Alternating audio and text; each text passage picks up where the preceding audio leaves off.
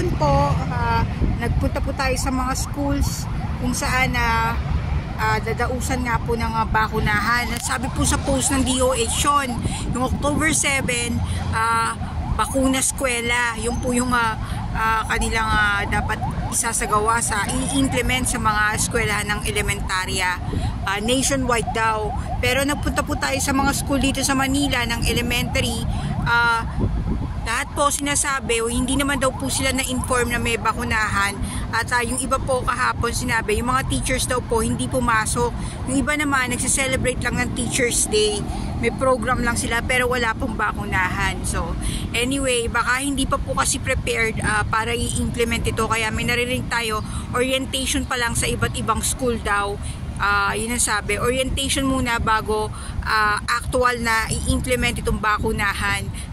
So medyo partially masaya tayo doon dahil wala nga yung October na bakunahan, hindi natuloy. So ang gusto naman natin, tuluyan ng wag matuloy.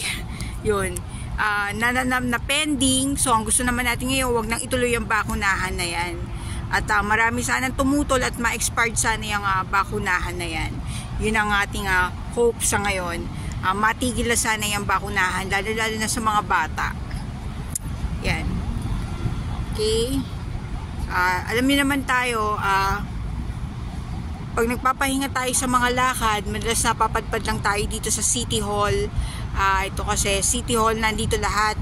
May SM na, may pasyalan ka pa, nandiyan ang Intramuros. Sa di kalayuan, tanaw mo na ang museum. Sa di kalayuan, nandun na ang Luneta.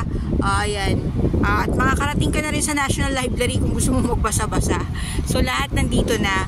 At pag ganitong oras, napakahangin, ini-enjoy ko yung hangin para gumanda yung takbo ng aking paghinga, maging healthy yung aking lungs. Syempre, hindi naman tayo bumabata taon-taon nagkakaedad tayo, pero gusto natin functional pa rin tayo, malakas pa rin tayo. Ayan, binabati ko kayo mga ka-patriot, lalo na yung mga nasa page ng mga anak ng bagong katipunan or MABK. Yung MABK po, mga anak ng bagong katipunan po ang ibig sabihin yan. Ginawa lang MABK para hindi po kayo mahirapan, mahabaan na sabihin. MABK underground. Bakit po underground? Kasi kadalasan pag kumikilos ang mga anak ng bagong katipunan, mabilisan, tsaka yung iba dyan pailalim o patago, bigla na lang nangyayari. May plano na hindi basta-basta pinaalam agad tapos nagawa na po yung event. Kaya po tinawag na underground. Private group po siya. At hindi po lahat doon ina-accept. May mga qualities po kami na kailangan para makonsidera yung mga members na pwede ron. Pwedeng unang-una natanggap kayo, pero pag nakita na po yung kung hanggang saan po yung magagawa natin, yung iba natatanggal. Kaya po tinanggal po natin yung GC na yan dahil sawa na po tayo sa information. Ayaw na namin ng information. Gusto namin GC na planning and organizing. Yun po yung kailangan po natin. Kasi pag sumusobra na po kasi yung mga information, yung iba dyan fear mongering na lang, no? Parang yung pananakot natin, gusto natin maganap pa parang mas natutuwa tayo pagka yung pananakot natin, maraming natakot, mas na-appreciate tayo magkalat ng mga balitang ganon. Parang mas hope pa natin na matuloy yun kesa hindi. Para mas nag-hope tayo sa negative impact kesa sa positive impact. Ayan, kagaya niyan, hindi na tuloy yung bakunahan. Yung iba, hindi pa makapaniwala, parang gusto pang mangyari, gusto pang matuloy. Doon daw sa kanila meron. Oo nga, sa iba't iba nga iba't iba ang schedule nga ng bakunahan na yan Tsaka orientation pa lang, hindi na pwedeng basta-basta ipatupad yan. Kasi nga, may hearing naman sa Congress aware naman siguro DOH doon na hindi sila basta-basta pwede magsagawa ng paura-urada lang ng hindi ko konsidera ang mga consent ng mga parents and teachers. Ipapaliwanag nila yan. Ganun po yun. So, pumalpak, wala tayong magagawa doon. Minsan kasi, pag ayaw talaga ng nasa taas, hindi talaga mangyayari kasi nga, kaya nagkakaroon ng mga palpak na ganyan dahil hindi na ayon sa kalooban ng nasa itaas. Yan po yun. Kasi siya po powerful siya Iniisip pa lang natin, hinahadlangan niya na. Dahil nga hindi para sa ikabubuti. Kaya itong mga kalaban natin sa mga principalities na to, alam naman natin kung sino sumasampa dyan, mga kampo ni taning, mga nakasampa sa mga prinsipalya, ang mga pamunuan, no, na nag-aambisyon maging kagaya ng Diyos. Yung mga yan, dadating yung panahon, dadating na yung sentensya nila. Dahil nga kasi yun yung nakasulat sa scripture, talunan sila, failure.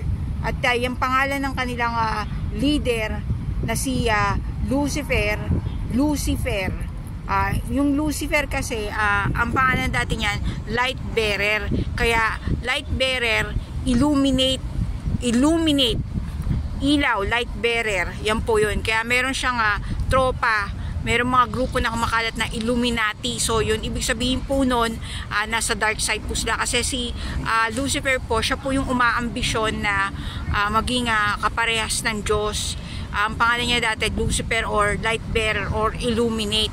Kasi matalino din siya, ginawa rin siyang perfecto, pero nagmataas siya, kaya binagsak siya ng Diyos. Umambisyon po siya.